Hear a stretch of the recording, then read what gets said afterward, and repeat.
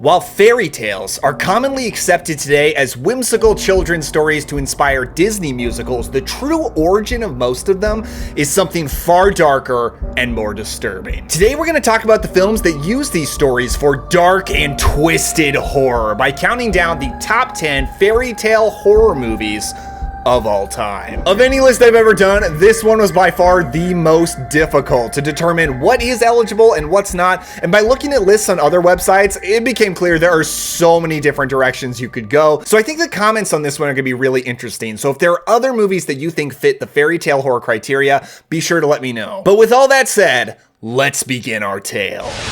What's the matter, dear? Cat got your tongue?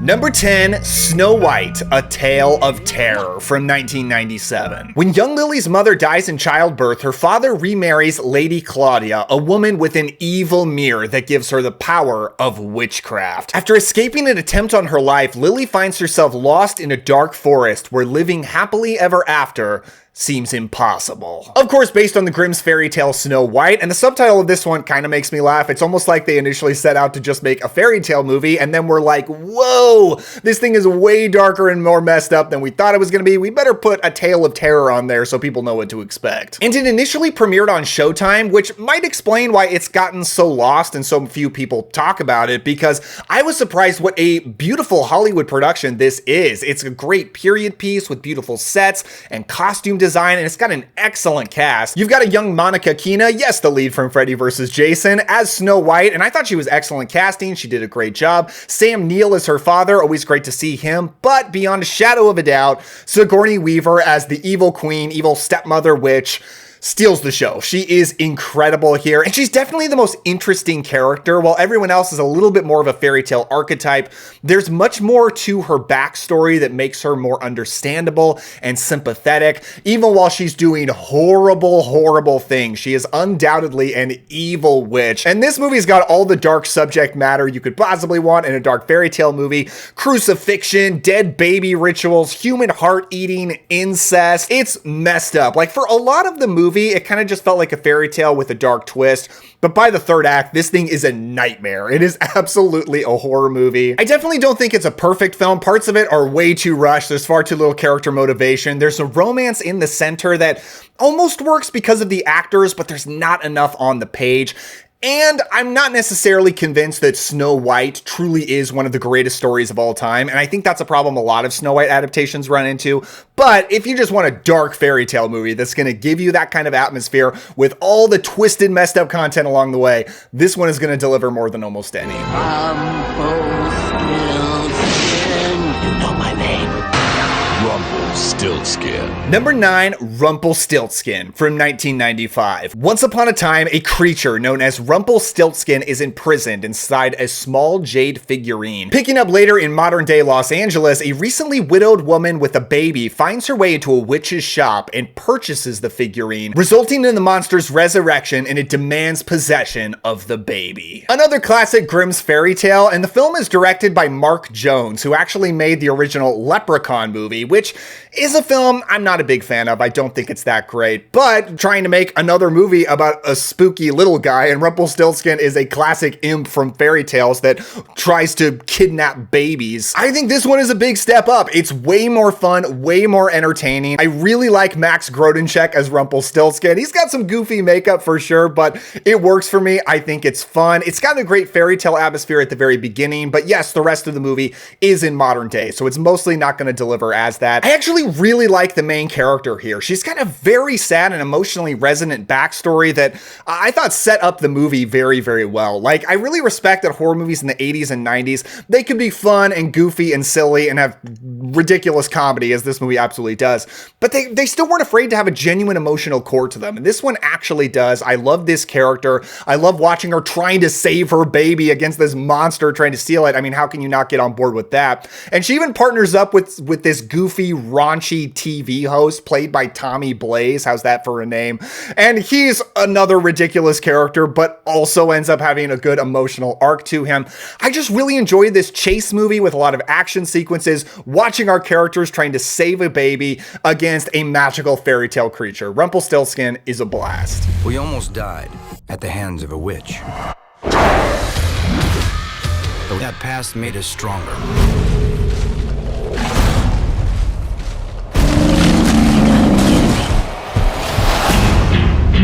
Number 8, Hansel and Gretel Witch Hunters from 2013. So this one picks up after the classic Grimm's fairy tale where Hansel and Gretel wander into a candy house and push a witch into an oven to burn her to death. And now that they're adults, they have become professional witch hunters, going around killing witches, and it results in an insane action horror extravaganza. So I remember when this movie first came out, and I had absolutely no interest in seeing it whatsoever. I fully expected it was a PG-13 superhero version of an old fairy tale, and that sounded ridiculous and terrible to me. It looked awful.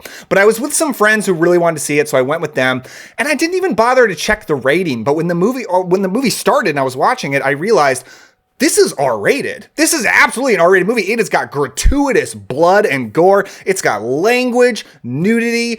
It's super over the top, and I ended up having a total blast with it. It is so much fun. When I expected it to be like a superhero movie, it's really more like a spiritual successor to Army of Darkness. I would say this feels more like Sam Raimi's Army of Darkness than anything else, and I say that as the highest praise.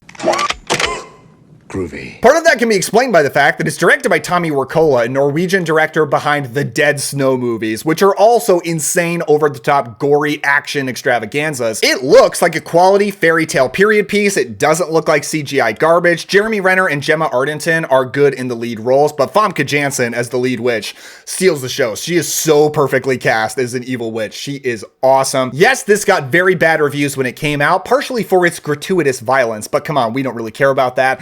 This isn't really a movie for critics. This is a rock and roll movie, which is exactly what the director said, actually. I love it. I still think this is like one of those movies that is yet to be discovered by its intended audience. I do think if like Evil Dead fans, Army of Darkness fans actually give this a chance, they're gonna have a blast. All that is left is to make him delicious.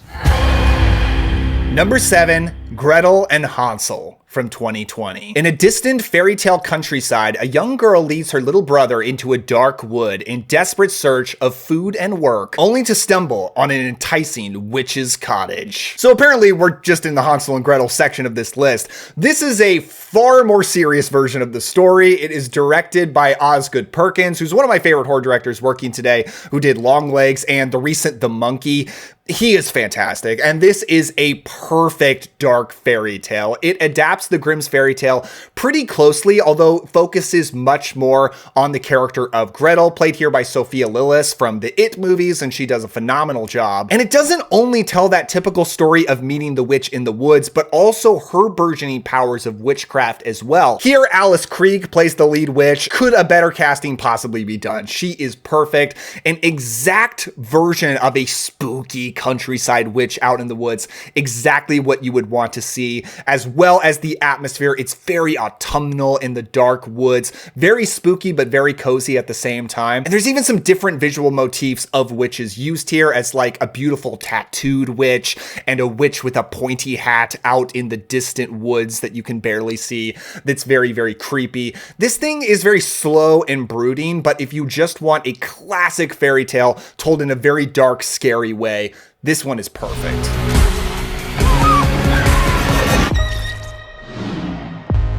I've lost my mind.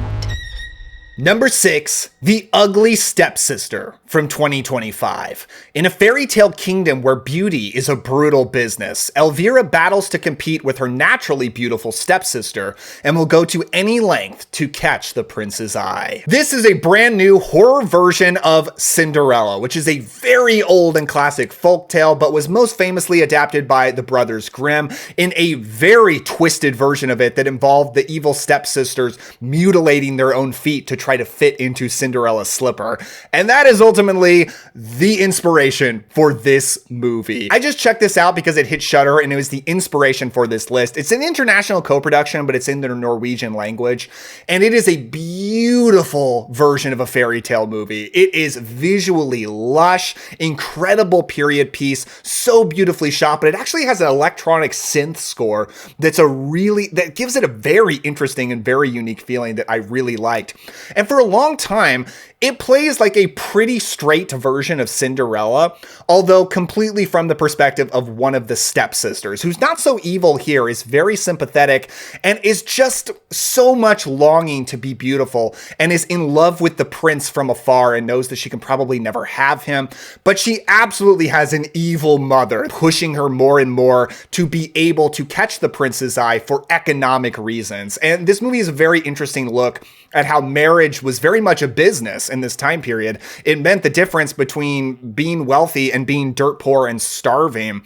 So Elvira, the stepsister, is very much seen as a business investment by her mother, and she goes to increasingly crazy lengths to form her into a traditionally beautiful woman that she naturally is not. And as it's getting just increasingly a little darker and darker, by the third act, this movie is also a nightmare. It is a grotesque, disgusting, incredibly disturbing body horror movie in several ways that I didn't expect. Like, if you look at the poster and you know the original story, you know some feet mutilation is going to be here, but there's a lot more, including one of my greatest fears, one of my greatest irrational fears that I'm sure will never happen to me, but it is something that lurks in the darkest recesses of my mind, and this movie is the most disgusting version of it I've ever seen in my life. And I almost felt like I was going to go into cardiac arrest watching it. Like, my heart was beating out of my chest. But I don't know if any of this is selling you or not, but this is genuinely such a phenomenal movie. It is a beautifully, artfully made film that is also super gross and genuinely very fun to watch. And if you just love the kind of fairy tale aesthetic and feeling, this movie absolutely captures it while being completely grotesque.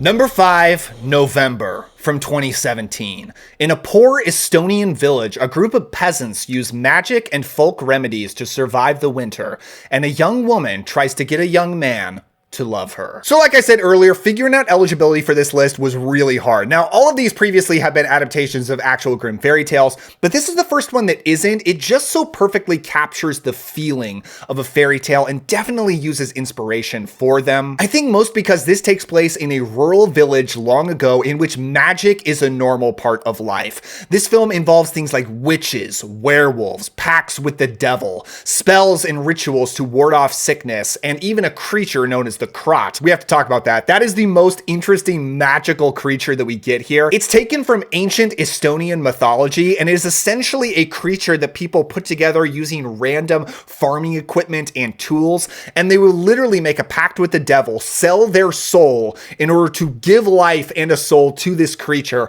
and it will walk around and talk and be their slave and help them with their farming duties. And the movie takes no time to introduce that. Like, almost from the right of the start of the movie, there's a Krot walking around, and I was so thrown off the first time I saw it. I'm like, what on earth? What kind of movie am I watching here?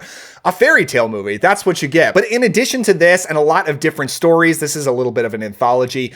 There's an emotional core to this film that is so beautiful about two people who are facing unrequited love and trying to get somebody else to love them. And it's deeply romantic and sad. And it is actually very beautiful and emotional. November is an incredible fairy tale movie that I absolutely love. You are doomed.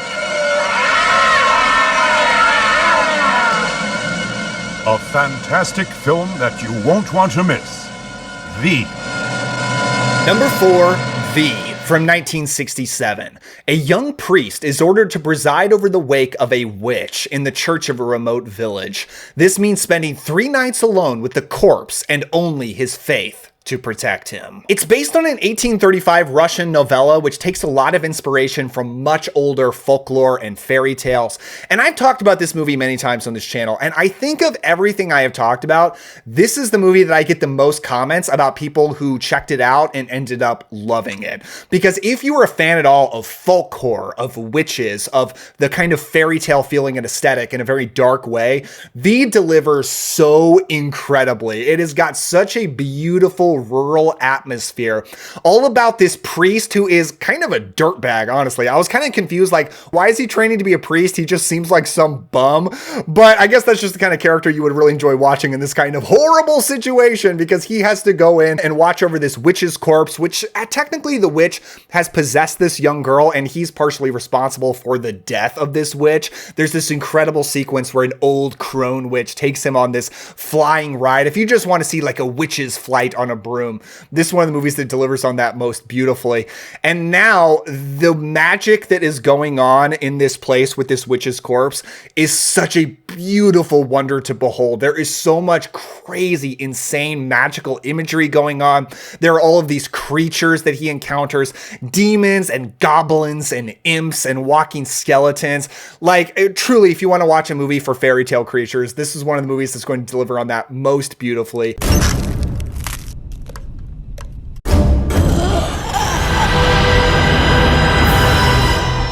Pan's Labyrinth. Number 3, Pan's Labyrinth from 2006. Living with her tyrannical stepfather in a new home with her pregnant mother, 10-year-old Ophelia feels alone until she explores a decaying labyrinth guarded by a mysterious faun who claims to know her real destiny. This is one that's not directly based on any particular fairy tale, but uses so much inspiration from them and is one of the most beautiful and satisfying versions of a dark fairy tale you could possibly watch. And when I say dark, I mean dark. This movie is one of the most bleak and miserable films I've ever seen. Much because, in addition to being a fairy tale, almost more than being a fairy tale movie, it's a war movie, and it takes place during a revolution of Franco's Spain versus rebels. And the stepfather in this is a captain under the fascist government, and he is truly one of the most detestable villains I've ever seen in my life. In fact, while I'm watching the movie, I feel like he is the most detestable villain ever. He's just the worst kind of guy who's constantly posturing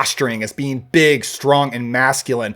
But really, he is just a cruel moron that is constantly sabotaging himself and everyone around him. I mean, his answer to almost every problem is shoot somebody. Ultimately, what's really interesting about this movie, and what I think makes it a very strange idea for a film, is it takes place in real history. It's about real things that happened, and a very difficult and depressing childhood of a young girl who finds solace in the world of monsters and creatures. And these are not all nice, comfy, cozy creatures. Like, legitimately, there is a child-eating creature in here that's like one of the scariest things you might ever see.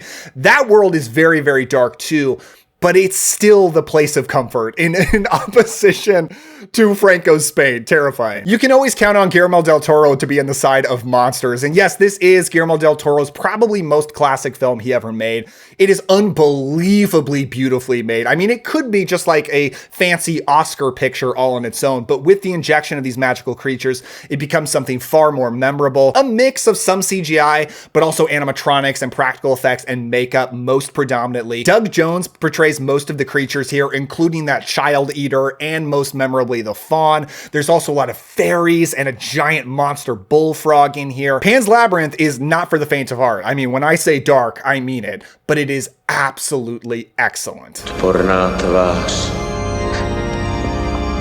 Ani pták, ani zvíře, ani člověk. The runner-up, Beauty and the Beast from 1978, which follows Julie, the youngest daughter of a bankrupt merchant who sacrifices her life in order to save her father. She goes to an enchanted castle in the woods and meets a beast. As the creature falls in love with her, he must suppress his monstrous urge to kill her. This is a film that wouldn't even be on this list if it wasn't for the fact that I did a live stream recently and I mentioned I was working on this video, and friend of the channel Jaden Christopher told me I need to watch a movie by director Uri Hers. I tried to look up how to pronounce that. Slavic names are hard, so please forgive me.